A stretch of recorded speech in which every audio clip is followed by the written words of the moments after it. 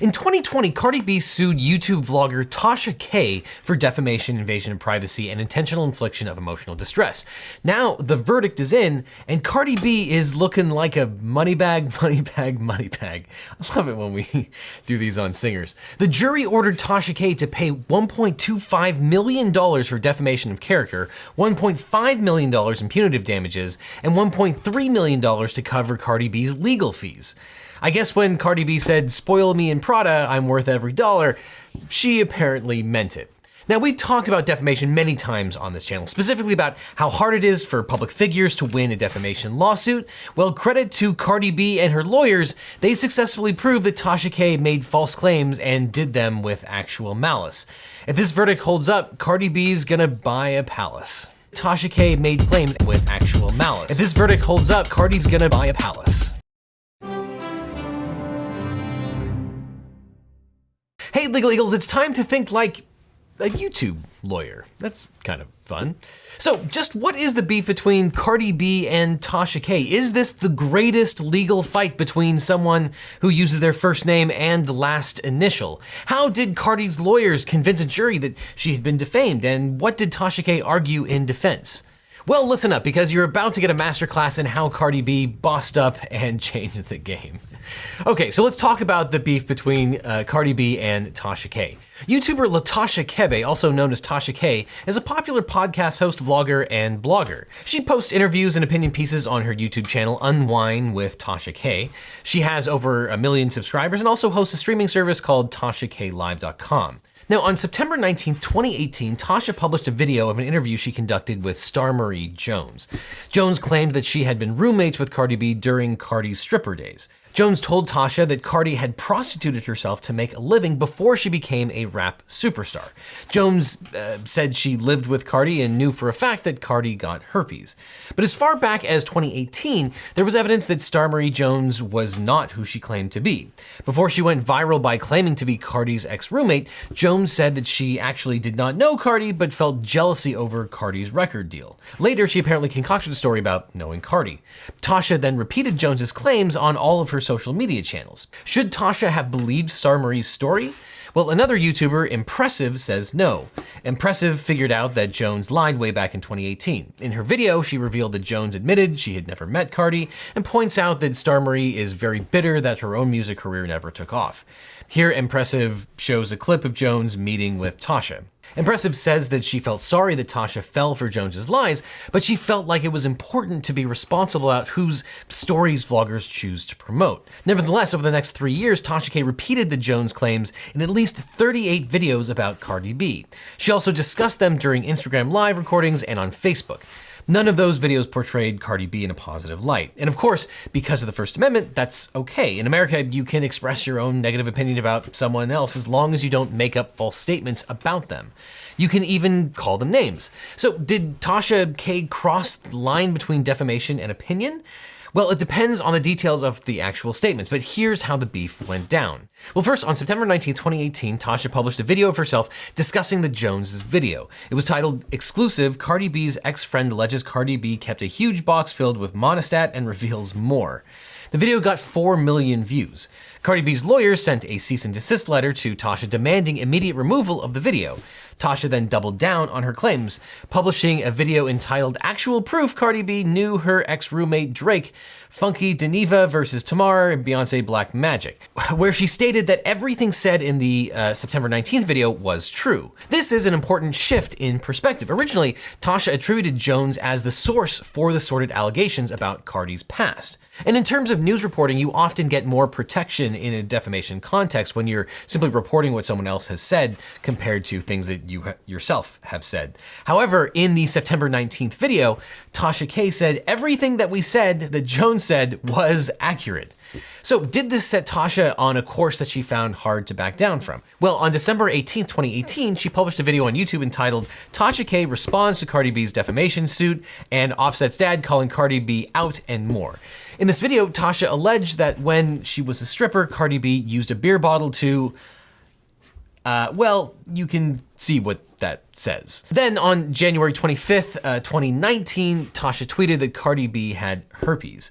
The tweet prompted Cardi to formally request a retraction and repudiation of these statements. Although Tasha temporarily removed the videos and posts, by September of 2021, she had relisted and reposted the videos. In the meantime, Tasha continued to repeat allegations about prostitution and herpes in videos and Instagram live sessions. On April 23, 2019, Tasha published a video on YouTube called Tasha K responds to Cardi B's Mute Black Blogs agenda. Cardi calls Shade Room owner a water buffalo. I don't know what any of these things mean. This is not my preferred videos on YouTube, but hopefully you can parse what's going on here. In other videos and on Instagram and Facebook posts, Tasha made these claims again and again, just like she did with the other allegations. She also claimed Cardi was a cheater who had contracted the HPV virus. There's more, but by now you kind of get the point. Tasha K did not like Cardi B and was making lots of serious allegations about Cardi's life as a stripper. Now, I think it's important to point out that yes, Cardi B was a stripper. She's given candid interviews about that time in her life and raps about it. However, being a stripper isn't a get out of liability card for Tasha K. Which brings us to the complaint at issue. On March 21st, 2019, Cardi B sued Tasha K and Star Marie Jones in the U.S. District Court for the Northern District of Georgia. Although defamation and invasion of privacy are state law claims, the case was filed in federal court because the plaintiff and defendant live in different states and the amount in controversy was over $75,000. This is called diversity jurisdiction. Now, Jones chose not to defend herself in the lawsuit, so a New York Supreme Court judge granted Cardi's motion for default judgment. I'm not going to go into why this is in New York court at the moment, but as part of that judge's order, the video was removed and Jones was prohibited from talking about the defamatory statements about Cardi in the future. The judge's order explicitly states that as a matter of law, the defendant's statements that plaintiff had engaged in prostitution and has or had herpes are held to be defamatory as they are untrue and were made without justification or privilege by defendant. Now, the default judgment against Jones put Tasha K in a precarious position. Cardi alleged that Tasha made the following defamatory statements. Cardi B was a prostitute, Cardi B had certain STIs, Cardi B performed certain sexual acts, and Cardi B took cocaine and ecstasy. Now, Tasha published these statements on her social media sites, garnering millions of views and likes. Cardi alleged that they damaged her reputation in the industry with her fans and disrupted potential business relationships. Now, Tasha K denied that she had defamed Cardi. She alleged that all the statements were true and that they were not made with actual malice. She argued that she had the right to rely on Jones's original claims. Now, Cardi B's first and main claim was for defamation. We've covered defamation many times, but you generally prove that by showing 4 elements. A false statement was made about the plaintiff. The statement was published where other people saw or heard it. The statement harmed the plaintiff's reputation, and no privilege or defense existed for the statement. And Georgia law basically tracks our basic understanding of defamation. And of course, you have to have this certain mental state. Generally, it's negligence about the falsity of the statements, but when you're dealing with someone like a celebrity, you have to have actual malice, which means you knowingly or recklessly said these false things. That's the higher standard. Doesn't have anything to do with actually not liking a person. Actual malice is about knowingly or recklessly repeating these false statements. And of course, truth is a defense to defamation. In other words, defamatory statements must be false to be actionable. You can say something mean about someone that hurts their reputation as long as what you say is accurate or it's, opinion or other things that don't rise to the level of defamation. And here, there was no question that the statements were published and disseminated to third parties, but the questions of whether a particular communication was defamatory and whether the defendant had the requisite mental state were for the jury to decide. Now here, the mental state is really interesting because usually you only have to prove negligence, but following in a famous Supreme Court case, New York Times versus Sullivan, when you're dealing with a public figure, you have to prove actual malice. In the Sullivan case, the Supreme Court held that a public official could not recover damages for defamatory statements regarding his or her official conduct unless it was proven that the statement was made with actual malice. Which again is a legal term of art that has nothing to do with hatred of a person. It's about the mental state of knowing that the statements are false. Later, the Supreme Court extended the actual malice rule to apply to criticism of a public figure. Public figures are people who are intimately involved in the resolution of important public questions or by reason of their fame, shape events in areas of concern to society at large. Basically, the Supreme Court thought that if it was too easy to prove defamation, then rich and influential people, as well as government officials, could use their power to chill free speech. And that could certainly be a concern in a case like this, since an extremely famous person, who presumably has lots of money, sued someone who has presumably fewer resources. And this is why Tasha K called out Cardi B for attempting to silence her voice as a blogger. On the other hand, vloggers like Tasha K have pretty big platforms to spread malicious gossip, and these days, everyone has access to the internet where these things can be repeated. So her success in social media made her a bigger target than someone who doesn't have a big social media presence. Now, this wasn't necessarily an easy case. The judge in Cardi B's case concluded that there was a genuine dispute of material fact about whether all of Tasha K's statements were in fact false and defamatory, and that it was going to be up to the jury to decide these questions. For example, in this case, Cardi denied ever being a prostitute or using drugs. However, Tasha K offered evidence that during interviews, Cardi had talked about engaging in sexual acts in exchange for money. In that same video, Cardi B discusses her use of drugs and about having to pop pills sometimes when necessary. What does it mean to pop pills? Does this imply that she popped cocaine and Molly, or that she took Benadryl and Tylenol? The jury's job was to review all the evidence and decide whether these statements were false. So let's talk about the evidence regarding STIs. Juries who hear civil cases review quite a lot of evidence, and here's a list of the exhibits submitted to the court in this particular case. There are 1,021 exhibits. Now, the jury didn't hear hours of testimony on each of these exhibits, but they did have access to all this material, which Cardi B alleged proved the elements of her claims. And here's Tasha K's list of exhibits. She offered 125 exhibits in an attempt to prove that what she said was true about Cardi B. And although we aren't privy to the jury's deliberations, we do know that Tasha failed to prove that her comment about Cardi B having STIs was true. In discovery, Tasha asked for an order requiring Cardi to turn over her medical records. Cardi had already submitted STI tests, but did not fight the order. The judge granted her request to produce material under a protective order. That means that the judge can see the medical records, but that they are sealed from public view. And when you're talking about medical records, that makes perfect sense. And in December, the judge reviewed Cardi's medical records and ruled that they did not show that Cardi had any STIs. Quote, "The court has received and reviewed the records and finds that they are not helpful to defendant. Accordingly, the court will file the records under seal. At plaintiff's request only, the court will release the records to both sides to be used at trial. Otherwise, the records shall not be opened except with permission of the district judge or the Court of Appeals." And then there's evidence about lying under oath. Why didn't Tasha K have more credibility with the jury? Well, she was caught lying on the stand.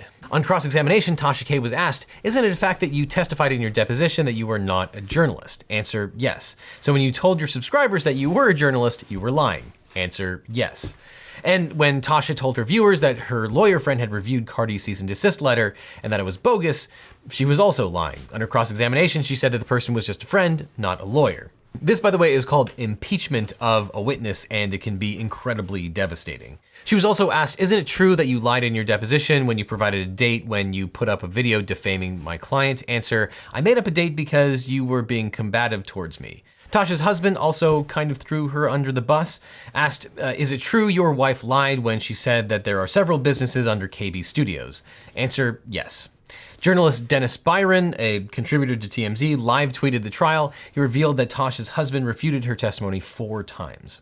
And then, of course, there is the evidence about actual malice. Here, the jury must have found that Tasha K acted with actual malice. That is, that she made statements with knowledge that it was false, or with reckless disregard of whether it was false or not. What evidence did the jury have to show that Tasha shouldn't have relied on Jones and the other statements? Well, Cardi's lawyers had videos where Tasha conceded that she repeated things that she knew weren't really true. In one of the exhibits, a phone interview, Tasha states, "Here's my thing, all of these strippers are lying," referring to Jones, Cardi, and a third party. In that same call, Tasha concludes that Jones, quote, "told some truths, she didn't tell all truths." One of the most damning pieces of evidence in this trial was when the court played a phone call between Tasha and celebrity blogger Lovely T, who told Tasha that the information from Star Marie Jones was fake and she shouldn't repeat the claims. And at one point in the trial, Tasha conceded that in her deposition, she said it would be funny to claim that Cardi B had HPV. Quote, "Is it a fact that you testified in your deposition that you thought it was funny to say Cardi B had HPV? Answer, yes." That definitely does not put Tasha in a very sympathetic light. The jury also found in Cardi's favor on the invasion of privacy and intentional infliction of emotional distress claims. In Georgia, a claim for intentional infliction of emotional distress, or IIED, has 4 elements: that there was an intentional or reckless conduct, which is extreme and outrageous, which caused emotional distress, which is severe. In support of her IIED claim, Cardi pointed to a video where Tasha says she had a personal vendetta against Cardi. The jury could have found that Tasha therefore had a motive to defame Cardi's character. In this case, the jury was probably satisfied that Tasha's statements were extreme and outrageous. However, it's possible that this particular verdict might get overturned because conduct that can be characterized as merely vulgar, tasteless, rude, or insulting generally should not support a claim for IIED. Now, there was also a cause of action for invasion of privacy, which ironically was the name of Cardi B's debut album. Georgia has adopted 4 forms of invasion of privacy. The one at issue in this case is invasion of privacy through portrayal in a false light. The elements of that claim are that the defendant publicized a matter concerning plaintiff that places plaintiff in a false light. The defendant acts in a reckless disregard as to the truth or falsity of the publicized matter and the false light in which the plaintiff would be placed. And the false light in which the plaintiff was placed would be highly offensive to a reasonable person. And in support of her invasion of privacy claim, Cardi B emphasized the many times that Tasha admitted that her stories were false when she published them. She apparently was quoted as saying, "You know what's funny? I make up stories out of thin air. Tasha just makes up stories." She also said, "I knew it was fake. I still made that stuff go viral anyway." So that was probably more than enough to win on that particular invasion of privacy claim. Now, as for the damages that Cardi B is able to recover in this case, the jury awarded Cardi $1 million in general damages for the reputational damages she experienced. In Georgia, actual damages explicitly include impairment of reputation and standing in the community. Cardi's complaint alleged that some of Tasha's statements were defamation per quod, and others were defamation per se. Defamation per se are statements which are considered to be so harmful on their face that the plaintiff doesn't need to prove special damages. Tasha accused Cardi of having STIs, working as a prostitute, committing lewd acts with a beer bottle, and all of these statements likely qualify as defamation per se, so Cardi didn't have to prove damages to win on liability. And many of Cardi's trial exhibits presented proof that she incurred medical expenses because of emotional distress. Cardi B testified that she considered suicide, experienced anxiety, weight loss, depression, and migraines. She also said it impacted her relationship with her husband, Offset. Now, Tasha accused Cardi of having herpes, pointing to a photograph of a mark on her lip. People started to comment about it on Cardi's social media posts. And when Cardi B posted a photo of her kissing her daughter, people commented that she was going to give her kid herpes. Cardi B said it had a serious impact on her mental health, and she sought treatment with a therapist because of the ordeal. The therapist, Dr. Sherry Blake, said that during the 2 years she treated Cardi, her mental health deteriorated because Tasha would not stop badgering her with these claims. On top of that, Cardi was awarded $1.5 million in punitive damages. After the jury found Tasha liable for defamation, the lawyers offered evidence regarding punitive damages and attorney's fees and costs. Each side had 20 minutes to present evidence, but Tasha's lawyers, who are criminal defense lawyers, only took 90 seconds. The jury awarded Cardi an additional $2.8 million in punitive damages and attorney's fees. Georgia allows punitive damages in defamation cases under certain circumstances. Punitive damages are given solely to punish or penalize or deter a defendant. And to prove those damages, a plaintiff must show that the defendant's actions showed willful misconduct, malice, fraud, wantonness, or oppression. If the defendant demonstrated total disregard for the consequences of her actions, a jury can impose punitive damages to punish that defendant. And a plaintiff must prove this by clear and convincing evidence, which is higher than the preponderance standard that you're usually dealing with in a civil case. Though there is a $250,000 cap on punitive damages in Georgia unless the plaintiff can prove specific intent to cause harm. The jury deliberated for 2 hours before deciding that Cardi B had proved that Tasha intended to cause harm. Now, there's also some really interesting inside baseball here involving Tasha K and her lawyers. Cardi B filed suit against Tasha K, and Tasha K also filed counterclaims for assault and IIED. So effectively, within the same case, she sued Cardi B. She asserted that Cardi deliberately got her fans riled up by falsely claiming that Tasha was stalking Cardi and her friends and making up fake stories. She also said that Cardi called her names like dumbass bitch and hoe. Tasha also said that when Cardi threatened to bankrupt Tasha by stating, quote, and I'm quoting here, "All right then, bitch, I'm gonna take all your fucking bread," she meant that she was going to get violent. Tasha said Cardi's fans then made verbal threats, and she was forced to move several times because of the fans. The judge dismissed these counterclaims because Tasha couldn't prove that Cardi B herself had threatened Tasha or made her believe that she was going to harm her. And although fans made lots of threats, there was no evidence that Cardi communicated with any of these people, let alone that she asked them to take action against Tasha. And the IIED counterclaim failed for the same reasons. Even if Tasha suffered emotional distress because Cardi's fans behaved in an extreme and outrageous manner, Tasha couldn't prove causation from Cardi B. Since there wasn't any evidence that Cardi committed these acts, that she directed others to harass and intimidate Tasha, the claim was dismissed before trial. And many people, including Tasha, had criticism for Tasha's lawyers. Many news outlets concluded that Tasha's lawyer, Olga Izmailova, was not prepared for trial and had no experience in defamation claims. Izmailova is primarily a criminal defense lawyer. Her cross-examination of Cardi took barely an hour. The judge told her to go back to law school.